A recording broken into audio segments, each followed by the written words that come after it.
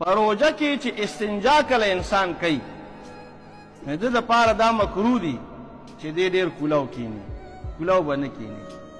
که چرتې اوبه د انسان د لاندې طرف نه هم وجود ته داخلې شوې په دې روژه خرابېږي. د دې خبرې خیال ساتئ. مولانا د هغې بیان د کسان رالیږي په هغه کې دا وایي چې په روژه کې چا استنجا کول او د لاندې بدن سره یې لاس ولګېد، دوه ته اوبه دننه شو، څه قیسې چې سړی په خوله هم نشي ویلی وي، په دې باندې اودس هغه ماتېږي. دغه ده رمضان مبارک روژې ته نقصان رسوي.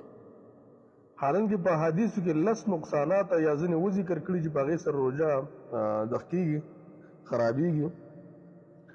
یو خو خروج دم الحیض والنفاس، لکه د زنانو چې کوم بیماریانې راځي د هغې وینه د هغې د وجې نه. دویم یو سړی دی د خپل بدن نه مني وباسي په شهوت سره او په ویښه باندې.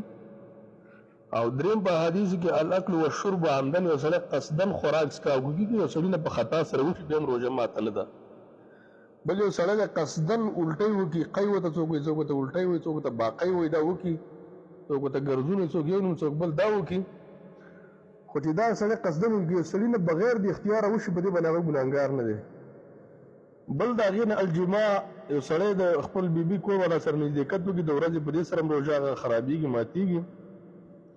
یو سړی د هغه داسې طبي اسباب ولګوي چې د هغې د وجې نه معدې ته قوت نقصان رسېږي، اوس هغه ستن یا ډریپ هغه څیزه چې هغه بغیر د رګ نه والی کېږي، مطلب ستن شو یو څیز شو نو هغه بیا په هغې سره روژه نه خرابېږي. خو چې یو ډریپ په رګ کې والی کېږي یو ستن ده او معدې ته قوت رسوي، په دغې سره مو دا روژه هغه خرابېږي او نقصان ورته رسېږي. د دې نه ماسیوا چې یو سړی دی هغه دا خبره کوي چې یو سړی په استنجا کې باید د دې روژه خرابه شي.